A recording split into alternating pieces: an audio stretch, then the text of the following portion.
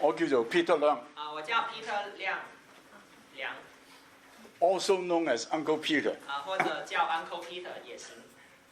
點解 Uncle Peter 呢？為什麼叫我 Uncle Peter 呢？因為通常我入到去同一班人喺度一齊嘅時候，因為一般我跟一群人在一起的時候，我都係最老嗰一個。一般是最老的那個了。今日亦都冇例外。今天應該也是最老的吧。所以好多年青人呢，好多時唔知點樣叫我。所以很多時候年輕人不知道怎麼稱呼我。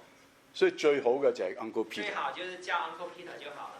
所以嗱，今日呢，講呢個交友與婚姻嘅題目呢，今天講交友與婚姻這個題目，係我一生人之中呢，係好有一個負擔嘅。是我一生人裡面很有一個負擔的。因為我知道呢，好多嘅弟兄姊妹，因為我知道有很多弟兄姐妹都係被呢個嘅問題嚟到好有攪擾，都會被這一個題目很有攪擾。特別喺而家呢個動盪嘅世界中跟隨耶穌啦。特別是在這個動盪的時代去跟隨耶穌的話，交友與婚姻係一個好重要嘅一件事。交友與婚姻就是一個很重要的事情。我哋唔係應該好輕嚟到睇佢。所以我們不能把這件事看得太輕。好，我哋首先請低頭做一個禱告。好，那我們一起來做一個禱告開始。父神，我係感謝讚美你。父神，我們感謝讚美你。我哋今天嚟到你嘅面前，我哋敬拜你。我們今天來到你的面前來敬拜你。我哋恭敬將呢個時間交你手。我們恭敬把這個時間交在你的手中。我哋多謝你與我哋嘅同在。感謝你與我們同在。求神潔淨我哋每一個。求神潔淨我們每一位。講嘅、講的、翻譯嘅、翻譯的、聽嘅、聽的，都願意主嘅寶血潔淨。都願意主的寶血潔淨。聖靈充滿。聖靈充滿。願神你名得高舉得榮耀。願神你的名得高舉的榮耀。我哋願意都係從你嘅話語裏邊嚟到真正學習，嚟到認識你。我們願意從你的話語裡面去學習，真正認識你。我哋禱告係奉主耶穌基督嘅名求。這樣的禱告是奉主耶穌基督的名求。阿們。嗱，呢個係講座。這是一個講座。所以呢，唔係淨係我講咁解。所以不僅就是單純的我講。我係希望有啲同大家有啲嘅所謂 interaction 啊，有啲嘅交往。我是能夠希望跟大家有一些交談的。所以第一呢，我俾咗大家一張嘅紙仔。所以我給了大家有個小紙條。我有四個嘅問題。我有4個問題。你請你答。第一。寫在紙上，寫在紙上，就是寫在。寫在紙上。你有沒有筆？有筆。謝謝，有筆。好。OK。第一條。4個問題你可以寫在小紙條上。你係男嘅就叫做 M。男的就是 M。女嘅就 F。女的就 F。即係就話你係 male or female 咁解。male or female， 男女。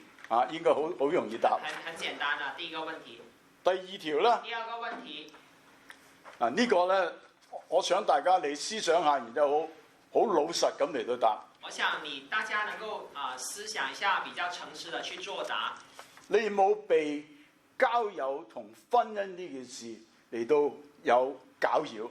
你有沒有困擾在交友與婚姻的這個事情上？有沒有曾經受過困擾、攪擾，就是有問題啊？由0到5。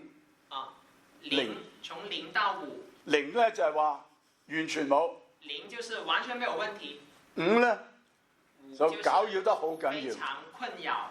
我希望你唔使簽名嘅，所以我唔知你係邊個。你不用簽名的，你不用上交的，只是。所以我希望呢，你係好老實咁樣講。你就是自己誠實回答就好的。0就沒有問題，5是很困擾我的一個問題。0嘅你話婚姻交友對我嚟講可有可無。0的話就是婚姻交友對這個問題對我來說可有可無。5呢就係話我成日朝思暮想，攪擾到我不得了。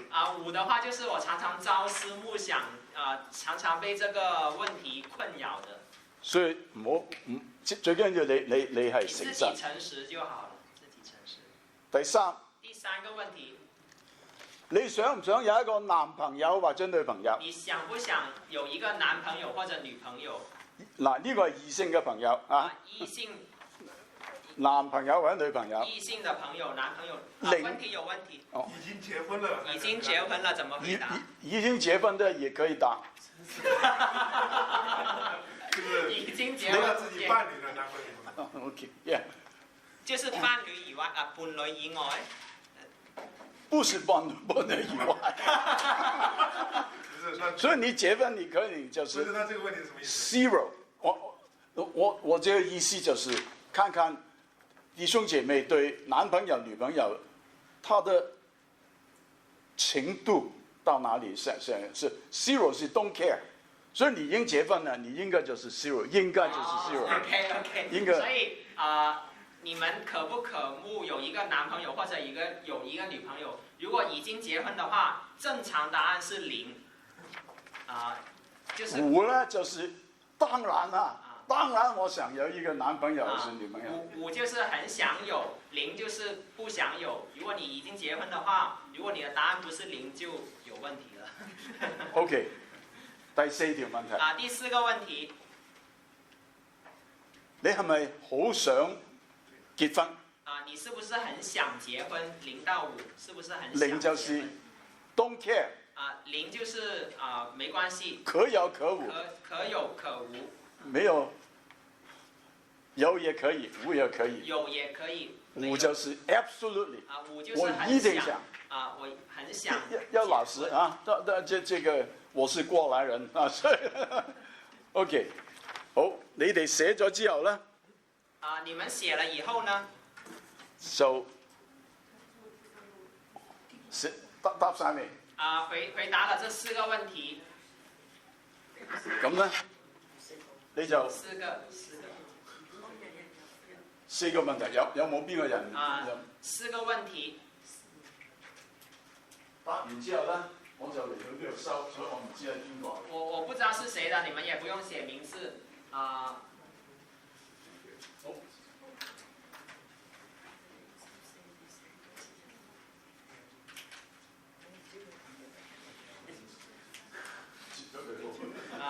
疊起來，來 fold it fold it。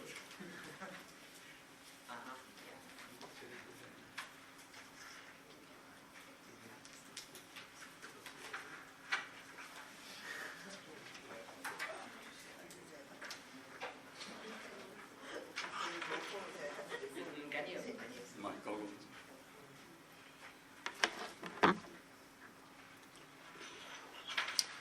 我想請阿 Victor 嚟幫幫手。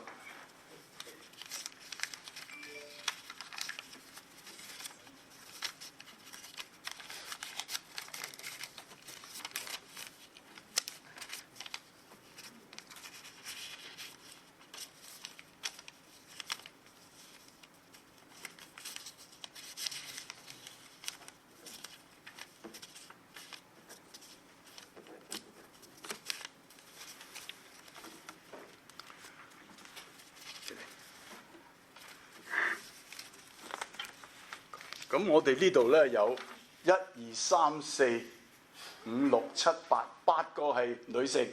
我們這裡有8個女的，8個女的。1、2、3、4， 4個男嘅。4個男的。好，第一條就搞緊啦。第二條，你有冇俾呢個交友與婚姻嚟到攪擾？第二個問題就是你有沒有被交友與婚姻這個題目困擾這個問題困擾？你話俾我聽，0到5係點樣？第二條。即幾多0、幾多1、幾多2、幾多3定係點樣？唔係你就話我聽，第一個係咩？第一個是0。0 OK。3.5。3.5 OK。是3.5。還有5。5 very good。0。5。 0。 0。 0。 2。 2。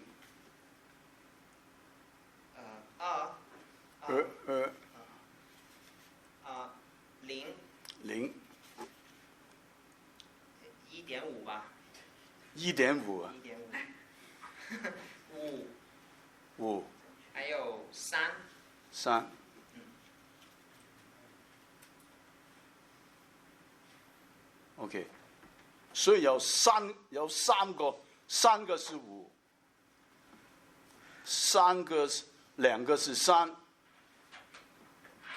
一個是2，一個是1，零是5 ，OK， 所以差不多是平均嚟講呢，平均來說是3，大概3左右， 3很不錯，所以 OK。第三個問題，你係咪真係想有男朋友女朋友？想不想有男朋友女朋友？4 OK， 0 1.5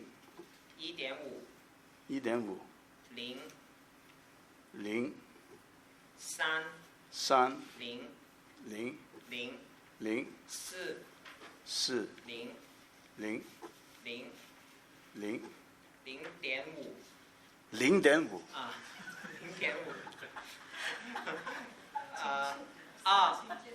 ，0.52 OK。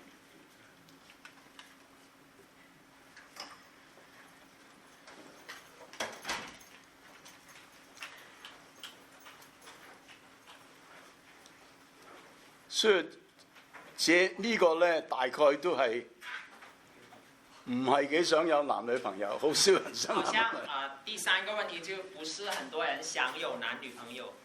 OK， 第4個。第4個問題是什麼來的？係你係咪真係想結婚？第4個問題是你是不是真的想結婚？0 OK 0 OK 0 OK 3 3 5 5 4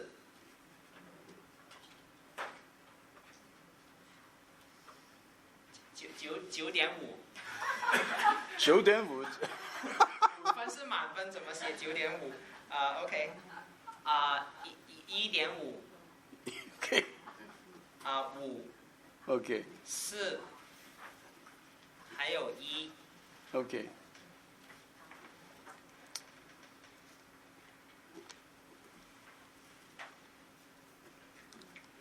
9.5咧，就將嗰個平均嘅數目拉到好高。9.5就把平均分拉上來了。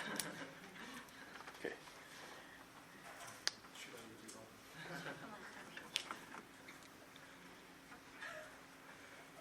我從呢個嘅好快嘅調查嚟睇啦，就用這個小調查來看呢，我相信我哋呢度嘅弟兄姊妹咧，被呢樣嘢嘅困擾唔係太犀利。我相信弟兄姐妹被這個題目的困擾也不算是太厲害，但係咧，其中咧可能有啲咧係接近被攪擾嘅程度嘅人。但其中也是有人就是對這個問題是很有困擾的。所以今日咧就希望我哋大家能夠好快傾咗之後咧，大家都覺得你係會對你目前嘅環境，你會覺得係好開心。所以希望通過這個題目聽完之後呢，你能夠對你的現狀能夠有舒緩，能夠有幫助。第一，我哋應該認識到我哋自己究竟係乜嘢嘅身份。第一呢，首先我們需要認識到自己的身份。好多時候咧，我覺得我哋喺好多事情煩惱裏邊咧，係因為我哋唔認識到我哋自己真正嘅身份。很多時候我們在可能在這個交友與婚姻的問題裡面感到困擾的時候，是因為我們沒有認清自己的身份。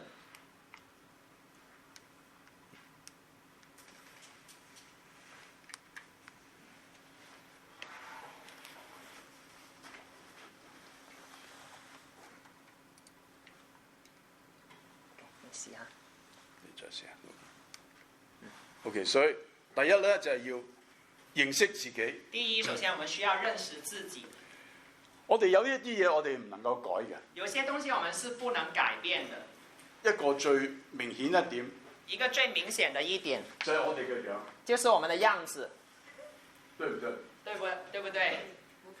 你可以改容。改變自己嘅做美容。整容。呀你以為啊？我嘅意思就係話咧，我的意思是，我哋生出嚟咧我們生下來就係咁樣噶啦。就差不多就是這個樣。當我年輕嘅時候，當我年輕的時候，我好想我自己靚啲，我很想自己更帥，好似嗰個姊妹講，可以整容可能可以整容啊什麼的。我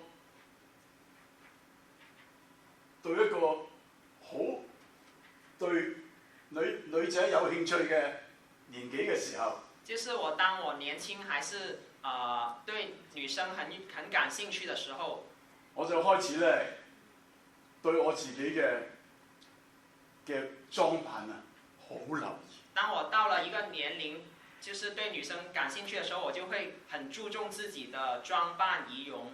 我最記得，我最記得，當我去飛髮嘅時候，當我去剪髮的時候，我咧一翻嚟屋企咧，我剪完髮回到家，我個頭咧好直㗎。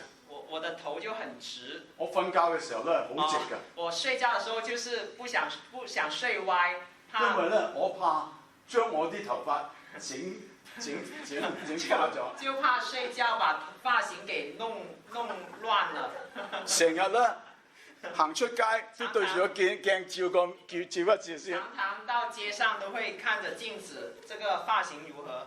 成日都覺得自己都唔係英俊瀟灑。因為自己不算是英俊瀟灑，所以咧我好多時都係有少少嘅自卑感。所以也會有一些自卑感。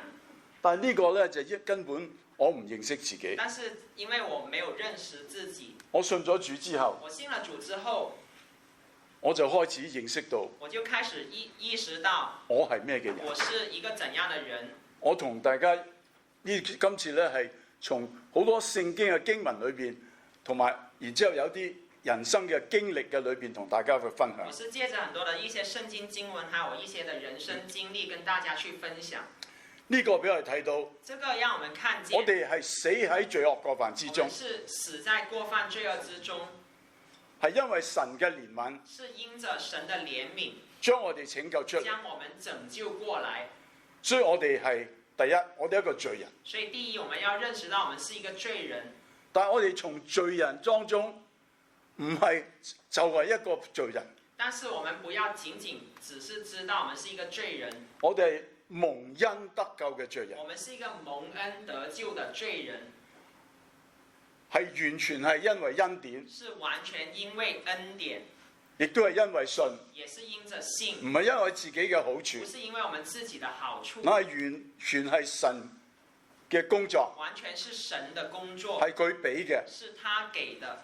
而且最後一點就係話，並且最後一點就是佢喺基督耶穌裏將我哋造成，在基督耶穌裏將我們造成，係佢嘅一個嘅傑作。是他的傑作。呢個工作咧可以翻譯傑作。這個工作也可以翻譯成我們是神的傑作。係要叫我哋行善，叫我們行善。我以前以為行善即係做好事。我以前以為行善就是做好事。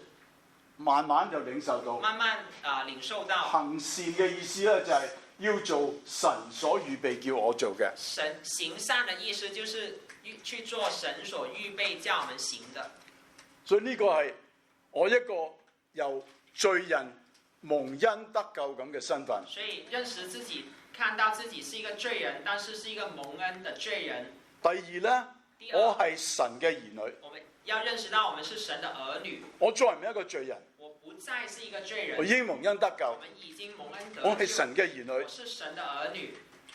舉例。舉例。如果你係呢個英皇嘅兒女。如果你是英國皇室的英王的兒女。你係有幾咁高尚嘅榮譽？你是很有高貴的榮耀。或者你係President Trump 嘅兒女，或者你是總統的兒女，你有一個唔同嘅地位。你也是有不同的地位。如果你係習近平主席嘅兒女，如果你是習近平主席的兒女，你有一個不同嘅地位。你也有不同的地位。如果你好不幸係呢個 Putin 嘅兒女，如果你是普京的兒女，你都有個好多不同嘅身份。你也會有一個不同的身份。何況我哋，何況我們，你同我你和我係神嘅兒女，是神的兒女。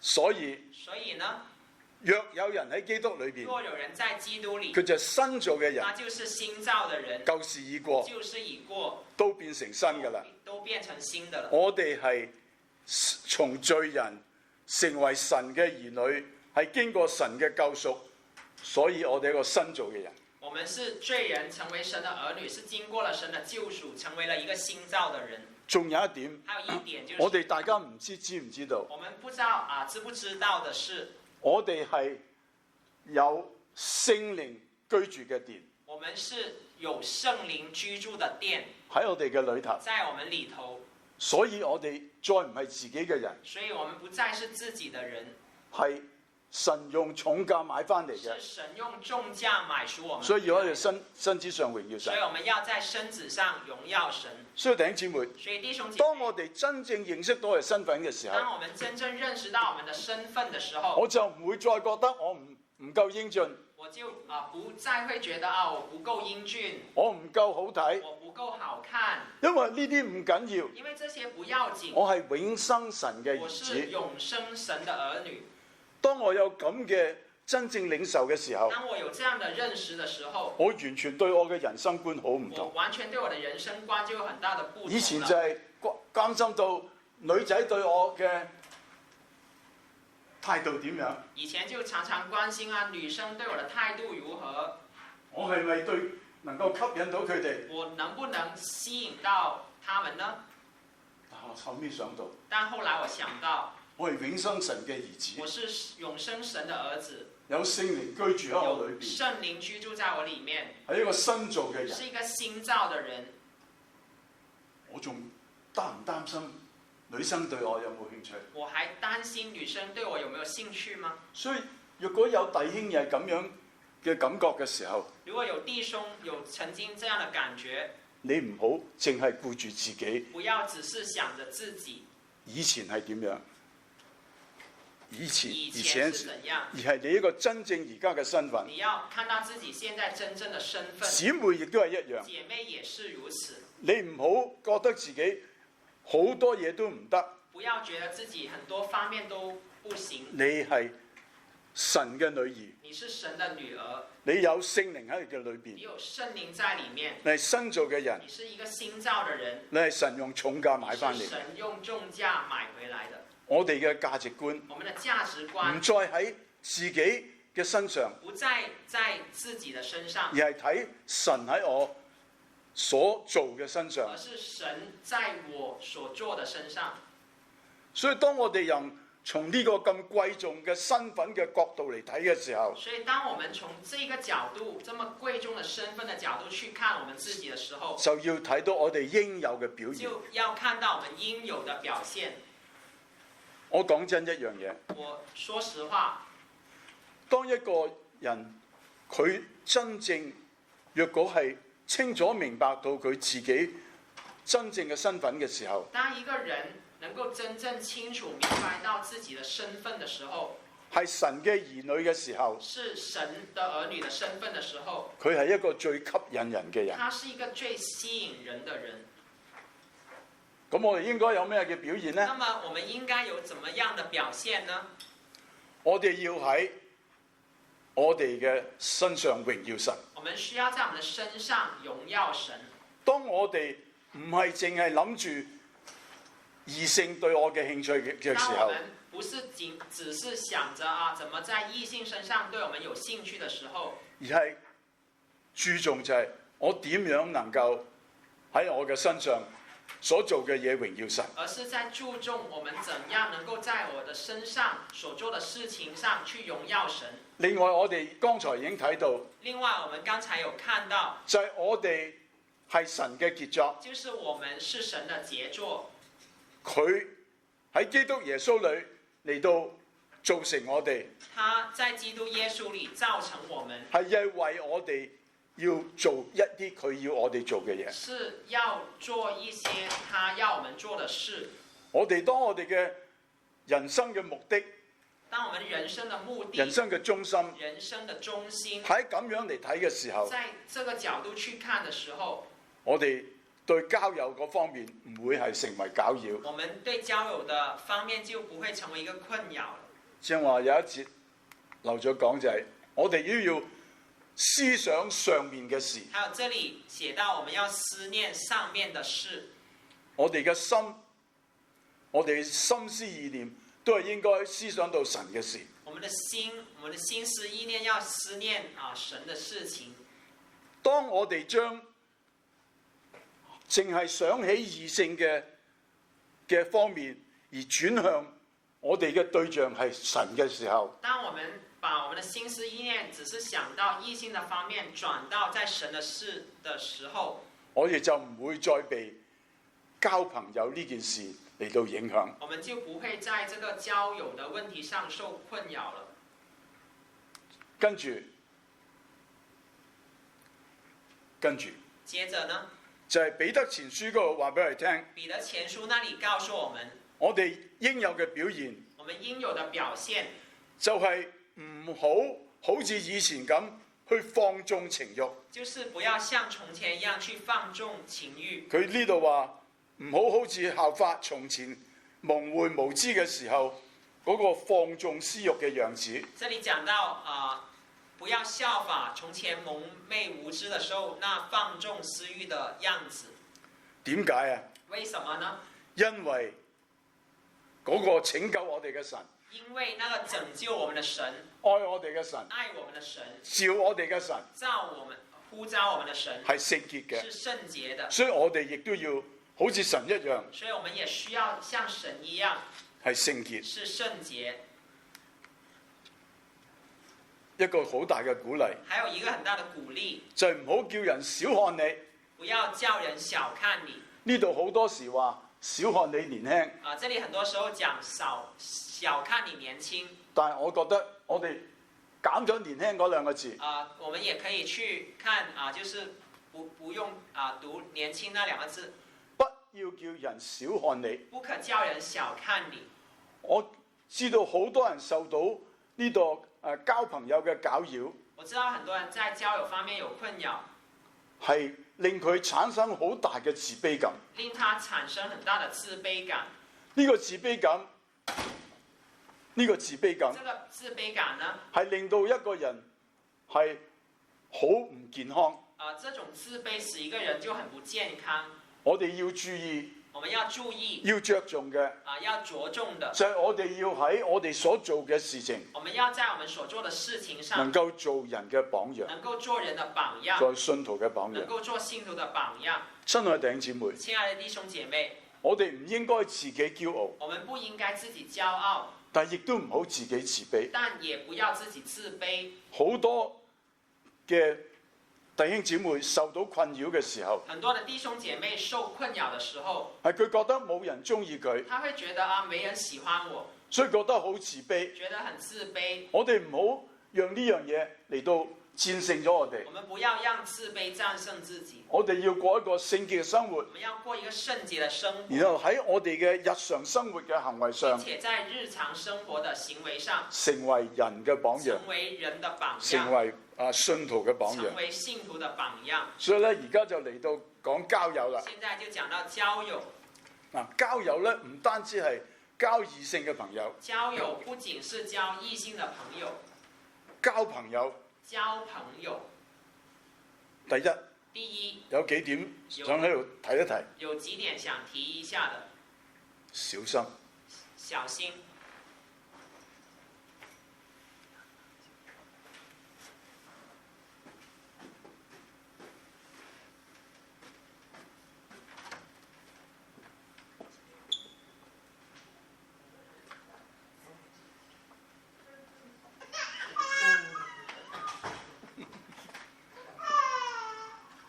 小 baby 也可以聽嘅。沒關係。沒有關係。交友要小心。交友要小心。交友要認真。交友要認真。交友要依靠神。交友也需要依靠神。交友唔好心急。交友不要着急。有好多父母啦，有很多父母啊，你嘅父母啊，或者你的父母，好多時都好心急你識男朋友識女朋友。就有些父母會很着急兒女去認識男女朋友。你唔好俾佢哋逼得你咁緊要。啊、如果你的父母這樣逼你的話，你不要被他們的着急就是去着急了。嗱，呢一句咧，跟住嗰句咧，係睇下神嘅話喺呢方面點樣嚟到睇。啊，這一句看一下神的話是怎麼講的呢？呢個係講交友，唔係講男女朋友嘅交友。這個講到交友，就普通交朋友。信同不信原不相配，信和不信的原不相配，不能同負一軛。不能同負一軛。義同不義有咩嘅相交呢？義和不義有什麼相交呢？光明同黑暗有什麼相通呢？光明和黑暗有什麼相通呢？基督和比列有什麼相干呢？基督相和呢？比列有什麼相合呢？比列咧就係撒旦啊，魔鬼嘅別名。比列就是撒旦魔鬼的別的名字。信主嘅和不信主嘅有什麼相干呢？信主的和不信主的有什麼相干呢？親愛弟兄姊妹，親愛的弟兄姐妹，如果你而家仲未有一個朋友係你好好認真嘅話，如果你現在還沒有一個朋友是你很認真的，希望你記得呢幾節經文。希望你記得這幾節經文，因為信與不信，因為信和不信好似神同撒旦咁大嘅分離。神和撒旦那麼大的分別。我認識到不少嘅人，我認識有不少的人。我講一個好實際嘅經歷，我講一個很實際的經歷，或者係觀察。或者觀察。我有一個好好嘅朋友，我有一個很好的朋友，同我咁上下年紀嘅。跟我這麼大年紀的。喺我細佬哥嘅時候，我哋係住埋同一個嘅所謂嗰啲香港嗰啲 flat。在小時候，我跟他是住同一個單位的那些。佢係個基督徒嚟嘅。他是一個基督徒。我覺得佢好基督徒。我覺得他是一個很好的基督徒。但係到佢結婚嘅時候，但是到了他結婚的時候，經過好多人嘅唔贊成，經過了很多人的不贊成，佢同一個未信主嘅女士結婚。他跟一個還沒有信主的女士結婚。呢個未信主嘅女士咧，我坦白講係一個好好嘅女士嚟。我坦白地說，這個不信主的女士，她是一個很好的女士。我識咗佢，當佢結婚，我識咗佢都好多年。我也認識那個女士很多年了，係好好嘅女士。是一個很好的女士。但係佢哋嘅婚姻，但是呢，他們的婚姻係好悲慘嘅事。就很悲慘的一個經歷。佢有3個兒女。他們有3個兒女。佢嘅太太同佢3個兒女都完全冇去教會。他太太跟3個兒女都完全沒有去教會。到最後呢，佢10多年前已經離開世界。他10幾年前已經去世了。佢離開世界之前同我講，他離開世界以前跟我講，佢話佢做錯啦。他說他做錯了，大錯特錯，大錯特錯了。所以個好悲慘嘅一件事。是一個很不好的結局。所以大家要記住，大家要呢個唔係話我想將一個未信主嘅人咧就拉到佢信主，唔係咁容易。想他還沒有信主，我帶他慢慢信主就好了，這不是一件容易的事。好，跟住神嘅旨意就係要我哋成為聖潔。現在講到神的旨意是要我們成為聖潔，遠避淫行，遠避淫行。要你哋各人曉得怎樣用聖潔尊貴守住自己嘅身體。讓你們個人曉得怎樣用聖潔尊貴守着自己的身體，唔放縱私欲嘅邪情，不放縱私欲的邪情，像那些不認識神嘅外邦人。像那些不認識神的外邦人。大家如果睇到而家，好似有好幾節嘅經文都要我哋遠避淫行，避免呢個私慾邪情。大家看到這裡會看到有好幾節經文都講到我們要遠避淫行，避免這個私慾的邪情。親愛弟兄姊妹，親愛的弟兄姐妹，呢個係我哋一個信徒嘅好大嘅挑戰。這是我們一個信徒很大的挑戰。希望我哋而家冇咁樣事嘅時候，我哋要記住呢樣嘢。希望我們現在沒有這樣的問題的時候，我們要記住這樣的事。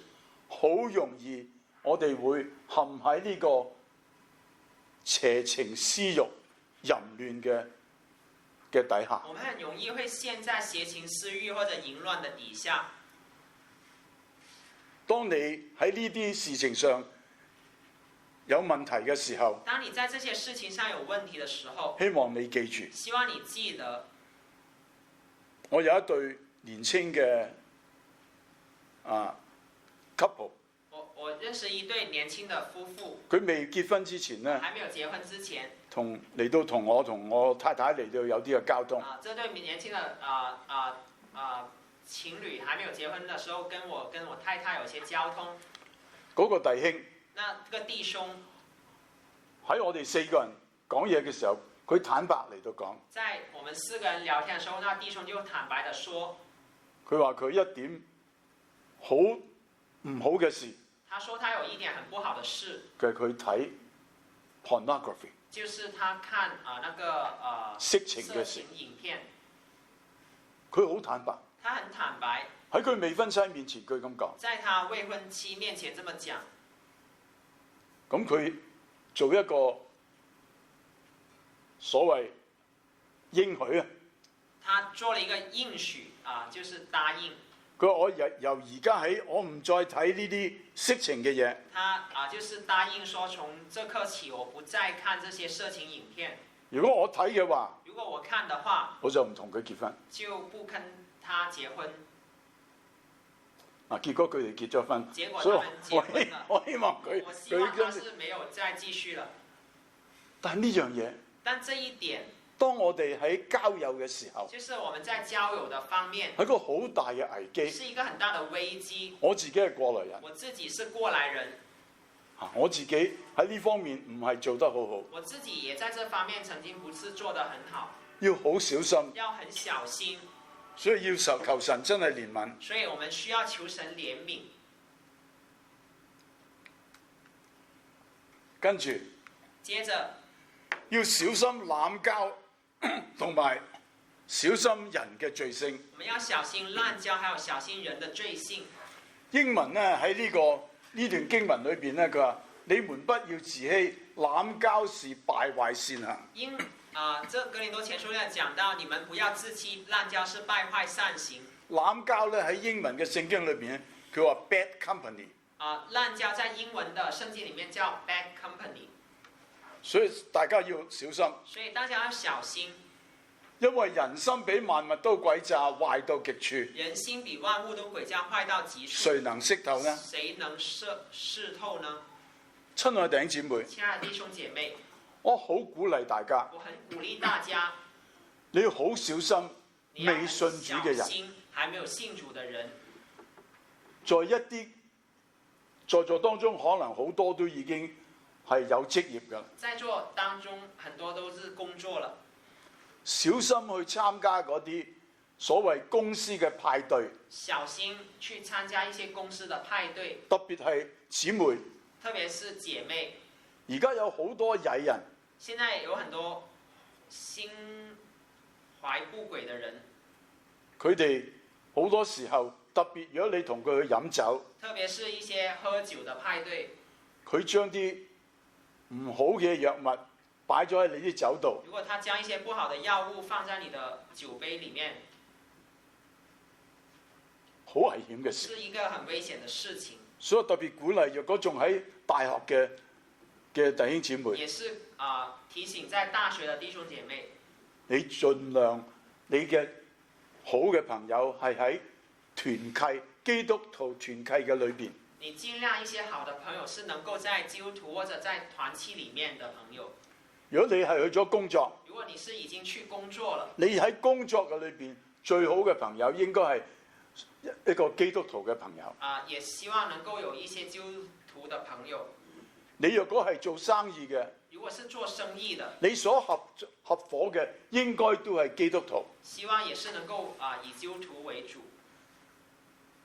所以小心呢啲壞人，小心那些心懷不軌的人，因為世上一個義人都冇，因為世上沒有義人，係冇嘅，唔好嘅。沒有義人，而人心所發出嘅都係好曳嘅嘢，而人心所發出的都惡是這些念、苟合、惡念、苟合、偷竊、兇殺、偷盜、兇殺、奸淫、奸淫、貪婪、貪婪、邪惡、邪惡、詭詐、詭詐、淫亂、淫蕩、嫉妒、嫉妒、謗讟、謗讟、驕傲、驕傲、狂妄。狂妄。喺呢度咧講少少嘢。在這裡面講一些，若果有一個異性朋友對你發生興趣，如果有一個異性朋友對你發生興趣，佢唔係基督徒，如果他不是一個基督徒，佢唔係一個信主嘅人，他不是一個信主的人，你應該避之則吉。你應該就是能避則避，唔好話可以嘅，睇下點啦咁。不要說可以看看吧，因為人嘅感情因為人的感情有陣時一入咗去嘅話，因為感情開始了之後，好難脱得出嚟，很難再能脫離，所以大家要小心，所以大家要小心，要認真。要認真。所以咧，你所希望啊，我講你聽，我自己都信咗主之後咧，呢個係神一個大嘅恩典。我信主之後，神給我一個很大的恩典，就係咧，我對嗰啲未信主嘅女士咧係冇興趣我嘅。就對那些沒有信主的女士就是沒有興趣了。呢個係神恩典嚟這嘅，是神的一個恩典，因為好多未信主嘅女士都好漂亮、好吸引嘅，係因咪為？有很多未信主的女士也是很漂亮，也是很吸引，亦都係好好嘅，也是很好的。但係我對佢冇興趣。就我信主之後沒有興趣了，好似咧，我對一個女士吸煙咧，就完全冇晒興趣。就好像我對一個吸煙的女士沒有興趣一樣。希望姊妹嚟講，希望對姐妹來說，一個未信主嘅高大英俊嘅男士對你都對佢冇興趣。希望就是一個還沒有信主的，即使一個高大高富帥的男士也不要有興趣，翻不出來。如果你而家仲未有一個即係所謂真正嘅男女朋友嘅時候如果，你現在還沒有一個真正的男女朋友的話，我有一個提議。我有一個提議，你若果係嗰個想結婚嗰個第五嘅，如果你是那個想結婚的就是像5分的那種的話，好好，很好。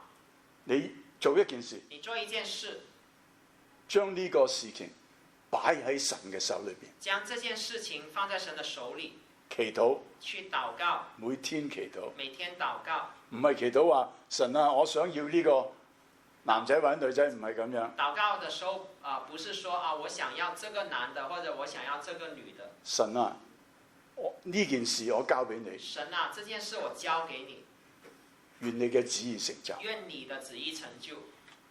我記得我記得我剛剛信主嘅時我候，剛剛信主的時候，有一個傳道人有一個傳道人就係咁同我哋講，就是這麼跟我講的。佢話你哋由而家開始你們從現在開始就為你哋嘅婚事嚟就到禱告。為你們的婚姻禱告。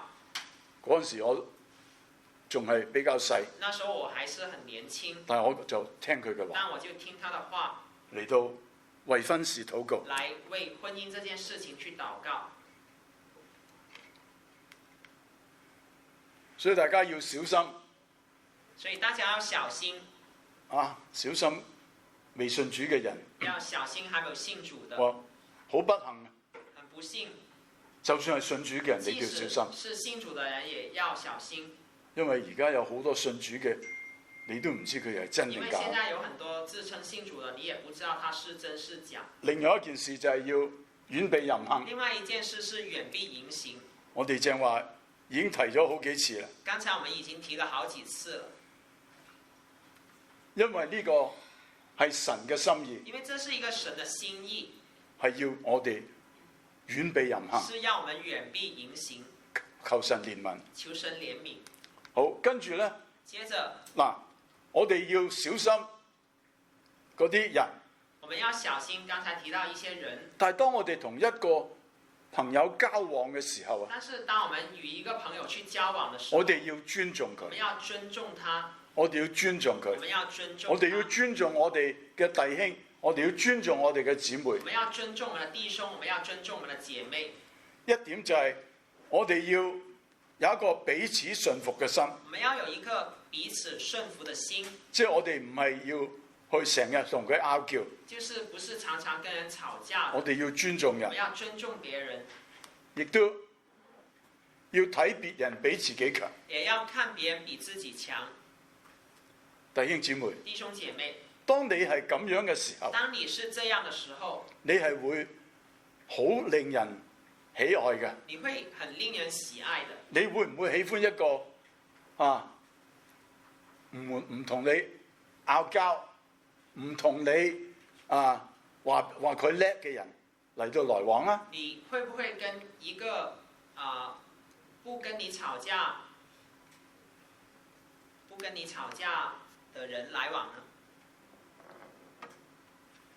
另外呢個遠避淫行呢個經文裏邊咧，我想帶到你喺呢個第6節。這一段我想看第6節。呢個咧就係不要一個人在這事上越分。不要一個人在這事上越分。即係喺呢啲淫行啊，呢啲嘅事情上啊，私欲邪情嘅事情上，唔好越分。就是不要在淫行啊、私欲邪情的事情上越分。即係話唔好喺呢啲事情上佔人嘅便宜。就是不要在這些事情上佔人的便宜。欺負佢嘅弟兄。欺負他的弟兄。我相信呢個係包括姊妹。我相信也是包括姐妹。唔好喺呢啲情感嘅事情裏邊嚟到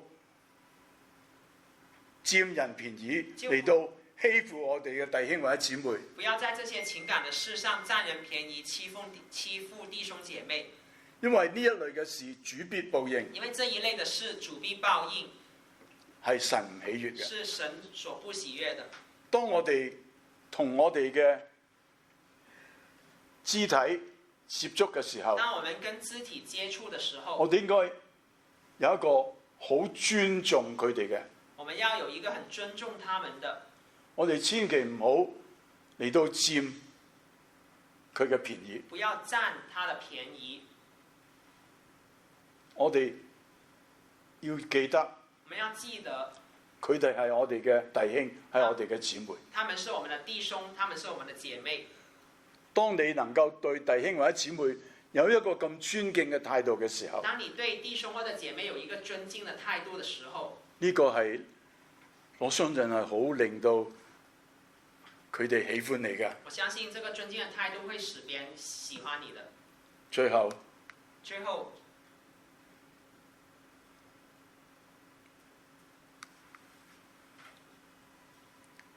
就係有一個做僕人嘅心志。有一個做僕人的心志。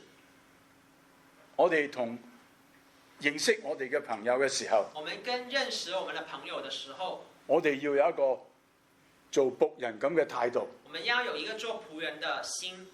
因為主耶穌話，因為主耶穌說，誰願為大，誰願為大，就必作你們嘅用人；就必作你們的用人。誰願為首，誰願為首，就必作眾人嘅僕人。就必作眾人的僕人。當我哋有一個咁嘅態度嘅時候，當我們有這樣的態度的時候，嚟到願意有一個服侍弟兄姊妹嘅態度，願意有一個服侍弟兄姐妹的態度的時候，我哋對交友，我們對交友係好有幫助嘅。就很有幫助。所以呢，我哋交朋友，你要認識自己嘅身份，所以我們交友方面需要認識自己的身份，係神嘅兒女，是神的兒女，係有好高貴嘅身份。是有很高貴的身份。另外，我哋對呢啲要有一個好好嘅態我度，們對這些都需要有一個好的態度，我哋要尊敬佢哋我，們要尊敬他們，我哋要做有僕人嘅心志我，們要有做僕人的心志，我哋要唔好喺情慾方面嚟到陷入一個難關。我們不要陷在情慾的捆鎖裡面。另外，我哋要真正認識到，我們要真正認識到信與不信不能同負一軛。信與不信不能同負一軛。你首先將呢個條件擺上去，首先要將這個條件擺上去，亦都要尊重人，一方面亦都要小心嗰啲人。尊重別人，另一方面也要小心人，唔好自傲，不要自傲，亦都唔好自卑。也不要自卑。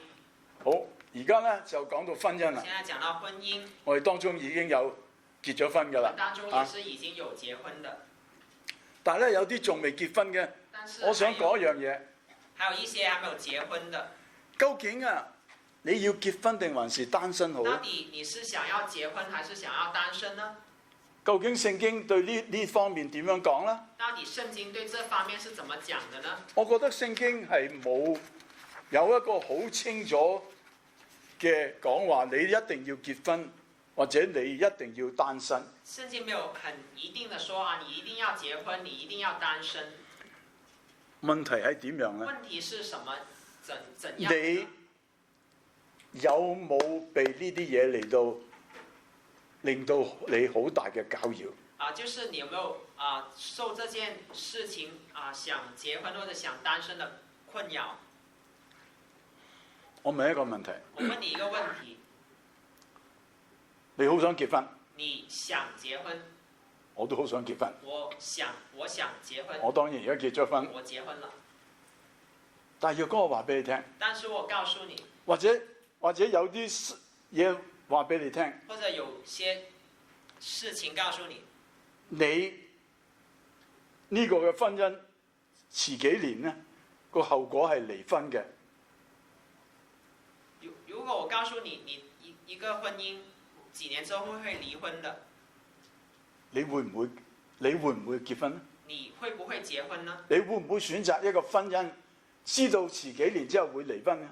你會不會選擇一段知道會離婚的婚姻呢？我講個真實嘅事俾大家聽。我告訴你一個真實的例子。我認識一個姊妹。我認識一個姐妹。喺香港嘅。在香港。所以唔係我哋當中。不在我們當中。佢同我哋咧都幾熟下。他跟我們很熟悉的。佢喺佢同男朋友嘅感情上邊，受到好多嘅攪擾。他在跟男朋友的相處裡面受到很大的困擾。甚至佢一次打電話嚟。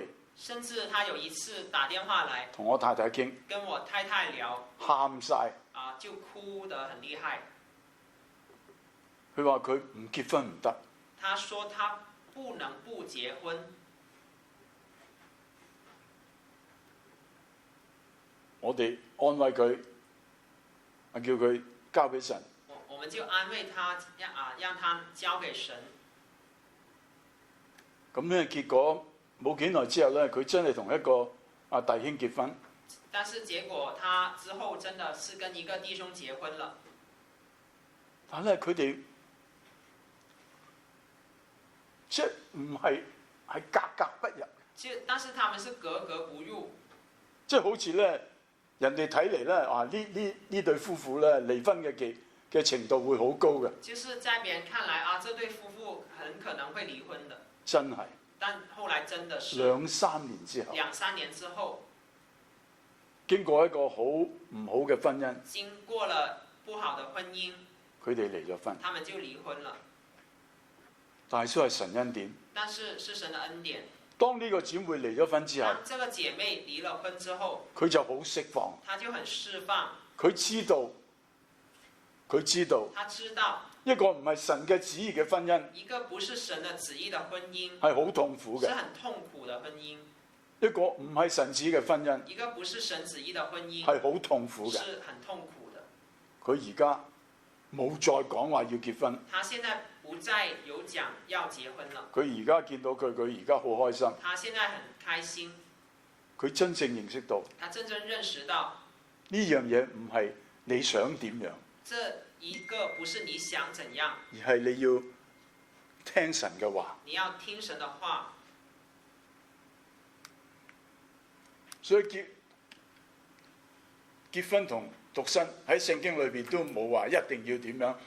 首先係婚姻係神所設立嘅，結婚和單身沒有說一定要哪一個。首先我們要認識到婚姻是神所設立的。創世記嗰度俾我哋睇到，神創造咗亞當之後，創世記讓我們看到神創造了亞當以後，咁呢，神就話呢個人獨居不好，我要為佢做一個配偶幫助佢。神就說這人獨居不好，我要做一個配偶幫助他。所以佢就喺佢嘅一條肋骨裏邊攞咗出嚟，將肉連合起嚟。所以他就從這個人裡面拿了一條肋骨，把肉融合起來，做成一個女人，造成了一個女人。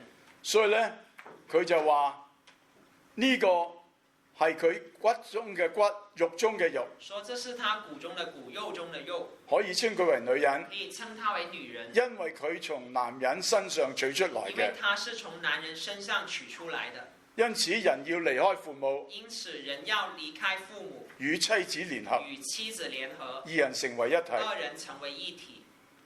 記住男同女嘅呢個婚姻係。記得這裡是男女的婚姻。咁咧，聖經有啲關於單身嘅聖經嘅話，也有一些關於單身的話。哥林多前書7章32到35節。哥林多前書7章32到35節。保羅喺呢個哥林多前書7章咧，講到好多關於婚姻同埋呢個單身嘅事。保羅在哥林多前書第7章講到有很多婚姻和單身的事情。保羅喺呢度話，喺呢個第7章最後尾嗰度話，保羅在這裡第7章最後那裡講，佢話我願你哋無所掛慮，我願你們無所掛慮，冇娶妻嘅，沒有娶妻的，係為主嘅事掛慮，是為主的事掛慮，想點樣叫主喜悅，像怎樣叫主喜娶咗妻悅，嘅娶了妻的，係要為世上嘅事掛慮，是為世上的事掛想慮，怎樣叫妻子喜悅。想怎樣叫妻子喜悅。婦人同處女亦都有分別，婦人和處女也有分別。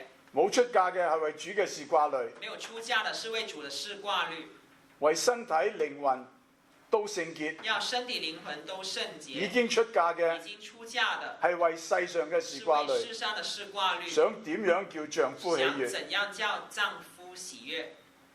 所以咧，佢即係話到，所以你如果單身嘅時候，你係可以專心嘅嚟到紀念到主嘅事。所以這裡講到單身的話，你可以專心的紀念主的事。如果你結咗婚咧，如果你結婚，你就有世上嘅事嚟到令你掛慮啦。你就有世上的事令你掛慮了。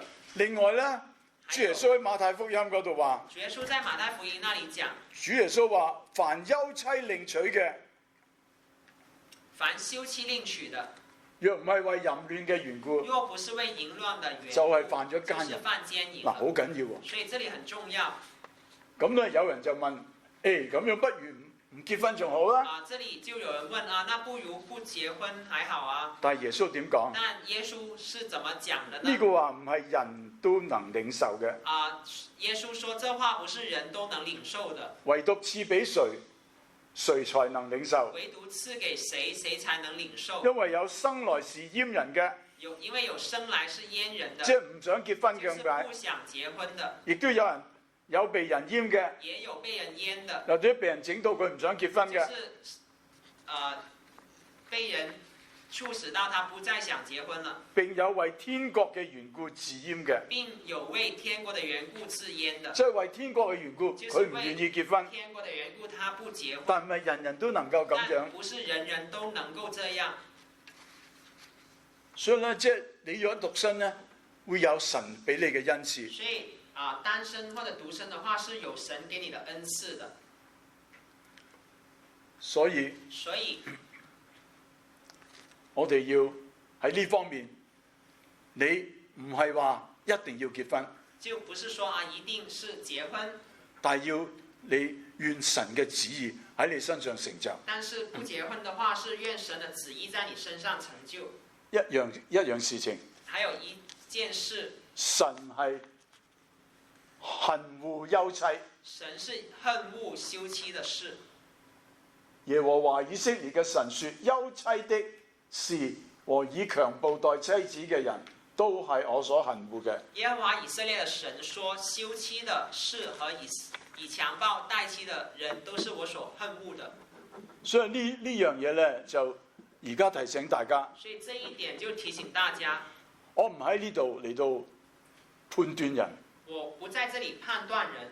我哋喺教會裏邊，而家有好多係離婚嘅。我們在教會裡面也看到有人很多是離婚的，包括我哋教會在內。包括我們教會也是有。但係神係唔喜悅離婚嘅。但是神是不喜悅離婚的。呢個休妻呢，喺英文嘅聖經話咩？這個休妻在英文的聖經講，佢話 I hate divorce, says the Lord God of Israel. I hate the divorce, says the Lord God Israel. 所以弟兄姊妹，所以弟兄姐妹，你如果結咗婚嘅話，如果你已經結婚的，記住，唔好因為同佢嗌咗交，不要因為吵個架就離婚，就說離婚，隨隨便便。不要隨便。馬太福音19章9節，主耶穌話：我告訴你們，凡休妻另娶嘅，若唔係為淫亂嘅緣故，就係犯奸淫啦。有人娶那被休嘅婦人，也是犯奸淫啦。馬太福音19章第9節說：我告訴你們，凡休妻另娶的，又不是為淫亂的緣故，就是犯奸淫了。有人娶那被休的婦人，也是犯奸淫了。我喺大學嘅時候，我團契裏邊認識一對好好嘅弟兄同埋姊妹夫婦。我在大學團契嘅時候認識一對很好的弟兄姐妹的夫婦。佢比我係高2-3年班嘅。他比我高2-3年級。係我對佢覺得一個好值得尊重嘅一對夫婦。我覺得他們是一個我很尊重的夫婦。大約10年多前，但是10年以前大概傳來一個消息，傳來一個消息，佢哋離咗婚。他們離婚了。個丈夫係一間好大教會嘅長老嚟嘅。那個丈夫是一個很大教會的長老。佢呢個長老係同一個教會裏邊嘅姊妹有婚外情。他這個長老就跟教會另外一個姐妹有婚外情，結果離婚。結果就離婚了。呢啲係人生嘅一個悲劇。這是人生的一種悲劇。我哋教會，我們教會亦都有離婚嘅肢體，也是有離婚的肢體。我哋唔喺呢度話佢哋啱唔啱。我們不是去說他們對不對，但係呢個係神所講。但這是神說，我哋要留意。要留意。咁咧對我哋夫婦點樣咧？對夫婦來說呢？聖經有一個大家好熟嘅話。聖經有一個大家熟悉的話。有一句中國話一句咁講。中國話有一句是這麼講的。易學難行啊！易學難行。做夫妻，聖經嘅教訓就係易學難行。做夫妻在聖經嘅教訓裡面也是易學難行。呢度做妻子嘅要順服丈夫。這裡講到做妻子的要順服丈夫。做丈夫嘅要愛你嘅妻子。做丈夫的要愛你的妻子。理所當然係咪？理所當然。但係我相信在座當中係結過婚嘅話，係結咗婚嘅話，在座是已經結婚的，唔係容易。不是容易的事。以弗所書更加好清楚講。以弗所書更加清楚地講。妻子嘅要順服自己嘅丈夫。妻子當順服自己嘅丈夫，如同順服主。如同順服主。丈夫要點啊？丈夫呢？丈夫要愛妻子，丈夫要愛妻子，好似基督愛教會，為教會捨己。基督愛教會，為教會捨己。姊妹們，姐妹們，你願唔願意咁做？你願不願意這樣做？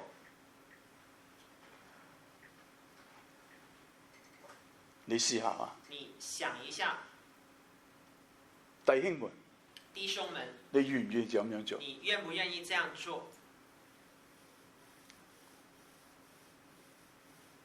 我哋結咗婚嘅人，已經結婚的，我哋好坦白我講，們很坦白的，係好多嘅挑戰。有很多的挑戰。嗱，我相信有一啲嘅所謂 perfect marriage，我相信是有一些很完美的婚姻，但很完美唔係發生喺我身上。但不是我的，不是在我身上。我嘅婚姻係好有挑戰嘅，我的婚姻也是很有挑戰的，但係經過咁多年嘅，但經過了這麼多年，我回頭睇，我回頭去看，好多嘅嘢有很多的事，都係無謂嘅。就很多的爭吵都是無關重要的爭吵，因為無關重要事而爭吵。我唔知呢 Victor 弟兄呢個新婚夫婦係點樣？我不知道 Victor 這新婚夫婦怎麼樣，可能佢係特別唔同，可能他特別不一樣。好多嘅嘢，很多的事，好多嘅嘢很多的事，係芝麻綠豆嘅事，就一些芝麻綠豆的事，都好易吵架。就很容易吵架。但係我哋係求神憐憫，但我們求神憐憫，未信主嘅人還沒有信主的人，好容易就離婚。很容易就離而婚。家真係好多離婚現，在真的很多離婚，甚至喺教會裏邊都有離婚。甚至在教會裡面也有。但係我哋要喺主嘅裏邊，我哋係神嘅兒女，但是我們在主的裡面要認識到自己是神的兒女，我哋要實實際際嘅我們要很實際的喺我哋嘅婚姻裏邊勞力，在我們的婚姻裡面勞力。係要弟兄嘅，你要愛你嘅妻子。弟兄盡力去愛自己的妻子，個妻子激到你咩咁，你都要愛佢。妻子氣你，你也要去愛他，好似基督愛教會，像基督愛教會。我哋呢一班唔信主嘅人，蒙恩拯救嘅人，我哋好多時都係令到主耶穌基督傷心。我們當還沒有信主的時候，我們也是常常令主耶穌基督傷心。信咗主之後，亦都令主耶穌傷心。信了主之後，我們也有使基督傷心的事。主愛我哋，但主仍然愛我佢們，為教會捨他己。為教會捨己。做姊妹嘅，做姐妹的，好多丈夫都係真係講蠻不講理嘅。很多丈夫都是蠻不講理的。你願意為主嘅緣故信服佢嗎？願意為主的緣故去順服他嗎？求主憐憫，求主憐唔憫，係容易嘅不事，是一件容易的事。只係我哋要真正讓神喺度居首位但。是我們需要真正讓神居首位。唯一嘅方法唯一的方法就係要完全嘅依靠要神，完全的去依靠神，完全嘅依靠神。完全依靠神。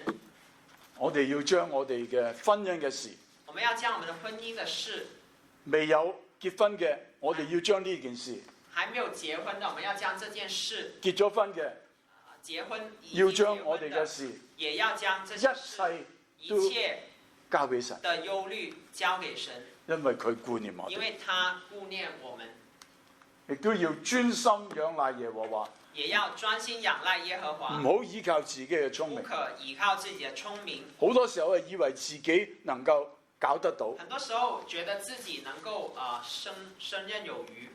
我未結婚之前，我還沒有結婚以前，我諗住我結咗婚之後就會好好噶啦。我就想可能我結婚之後就很完美的了，很好的了。因為我亦都係唔錯嘅人，因為我覺得自己是不錯的人，我太太亦都唔錯嘅我人，太太也是不錯的人。我哋係主內嘅弟兄姊妹我們是。主內的弟兄姐妹，結咗婚之後但結了婚之後就知味啦，你就知道了，唔係咁容易。不是那麼容易的。所以我哋唔好靠自己嘅聰明所以我，們不要靠自己的聰明，要喺一切嘅事情上邊要在一切的事情上認定神，要認定神，佢一定指引我哋他嘅路。一定指引你的路。我哋要連於我哋嘅主，我們要連於我們的主。好似主耶穌話：像主耶穌，佢係葡萄樹，他是葡萄樹，我哋係枝子，我們是枝子，常喺我哋裏邊嘅，藏在我裡面的，常喺基督裏邊嘅，藏在基督裡佢亦的，都喺我哋裏邊，他也在我們的裡面，我哋就能夠多結果子。我們就能夠多結果子。但係我想大家留意嘅，那我想大家看，若果我哋唔喺基督嗰度，離咗基督，如果我們不在基督裡，我們是離了基督我的，哋就不能做我乜嘢。們就不能做什麼。好，有少少嘅經文彼此勉勵，好，有一些經文彼此勉勵，有啲我哋已經睇過㗎啦。有一些我們已經看過了。我哋唔好放縱肉體嘅情慾，我們不要放縱肉體的情慾，我哋要順住聖靈我。們要順着我聖靈願喺我而行。哋嘅聖裏邊嘅聖靈，我們要在嚟到靠着帶領裡面的我哋聖靈帶領我們。亦都好似呢度話，凡屬基督耶穌嘅人，係已經把肉體連肉體嘅邪情、私慾都釘喺十字架上。我哋若係靠聖靈得生，就當靠聖靈行事。這裡講，凡屬基督耶穌的人，是已經把肉體連肉體的邪情私慾同釘在十字架上了。我們若是靠聖靈得生，就當靠聖靈行事。我哋唔好淨係成日諗住男女呢啲嘅事情，我們不要常常只是想着男女的事。我哋要留心嘅我們要留心的係先求神嘅國同佢嘅是先義，求神的國和他的義，呢一切都要加俾我哋。這一切都要加給我們了。最後最後，就係我哋好熟嘅，我們很熟悉的，我哋每一個，我們每一個我人，哋每一個我們每一個人都係要將身體獻上，都要將身體獻上，當作活祭，當作活祭，即係將我哋自己完全獻俾神。就是將我們自己完全獻給神。活祭即係話神你點樣用我就點樣用我，活祭就是神你想怎麼用我就怎麼用我，呢個係應該嘅，這是應該的，係神所喜悅是嘅。神所喜悅的。又要我哋唔好效法呢個世界，又要我們不要效法這個世界，只要心意更新而變只要化，心意更新而變化，叫你哋察驗何為神嘅善良、叫你們純全、察驗可喜悅嘅旨意。何為神的善良、純全、可喜悅的旨意。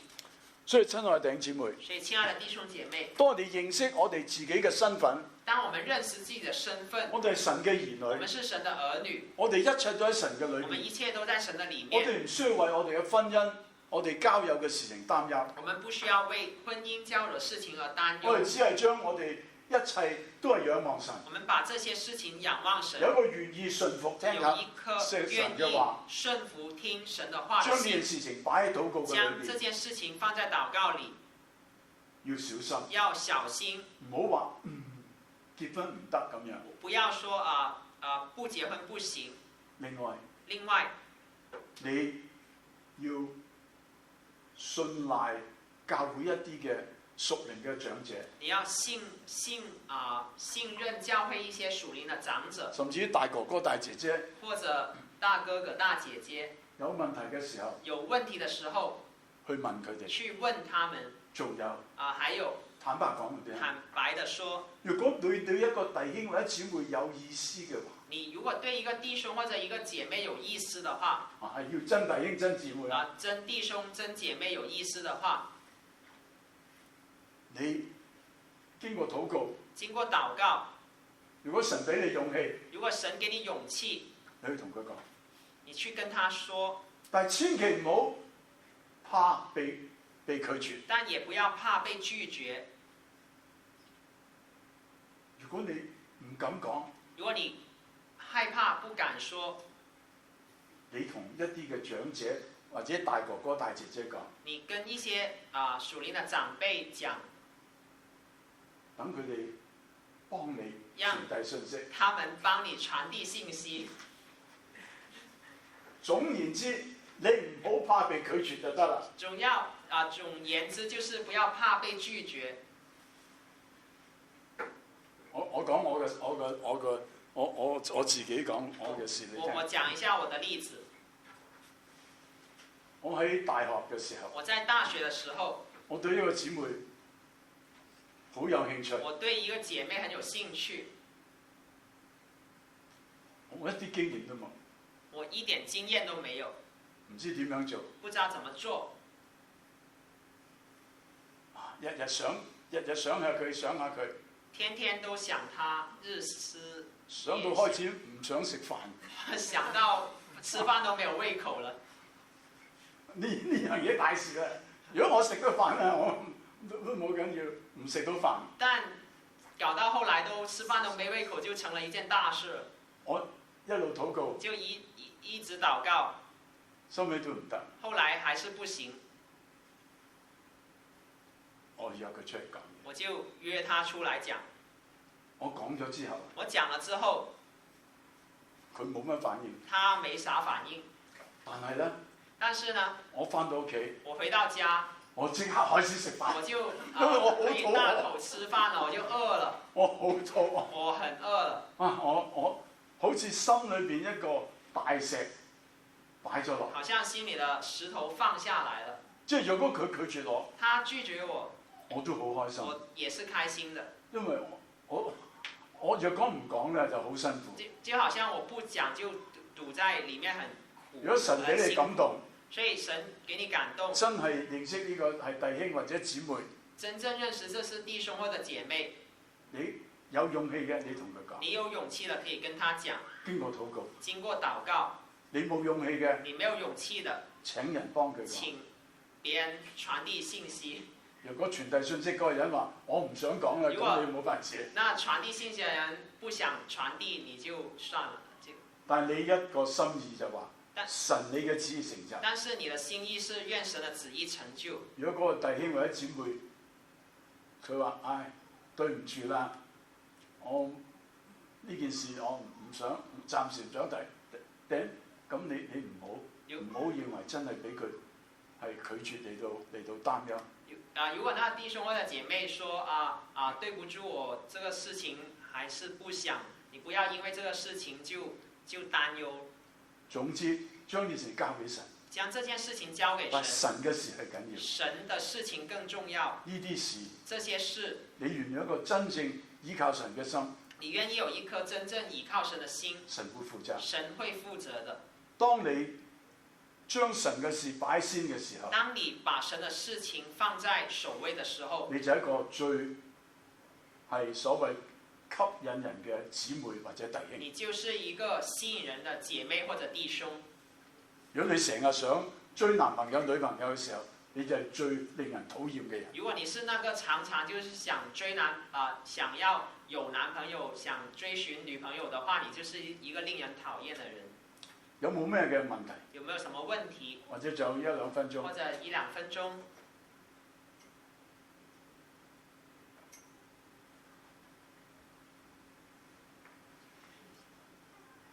嗱，我呢個如果你想用呢個叫呢個 PowerPoint 咧，你要話俾阿 Victor 聽，我哋會錄咗嘅係咪？可能。我可以俾大家。PowerPoint 也可以拿可能寫那個 email 地址。好，有首歌咧，完嘅時候唱一唱。有一首歌，我們結束嘅時候可以唱一下。大家識唔識唱？大家不知道懂不懂得怎麼唱呢？向前走，我永不退後。向前走，主為統帥，主為首。不退後，主為統帥，主為首。不看環境，不找理由。不看環境，不找理由，隨主旨意向前走。有邊個識唱？有沒有人會唱這首歌呢？你不熟悉 ，OK， 我唱給你們一起，好不好？然後第二期一起來。我的聲音不好，不一起唱。向前走，我永不退後，主為動，隨主為首，不看環境，不找理由，隨主旨意向前走。一起來。向前走，我永不退後，主為動，隨主為首，不看環境，不找理由，隨主旨意向前走。請低頭禱告，感謝神，我們今天這個時間聽到你的話語，你从圣经里面对交友与婚姻都有很多的教训。父神，我们感谢你，你爱我们，你看顾我们。我们当中这里的每一个弟兄姐妹，都交托在你的手里面。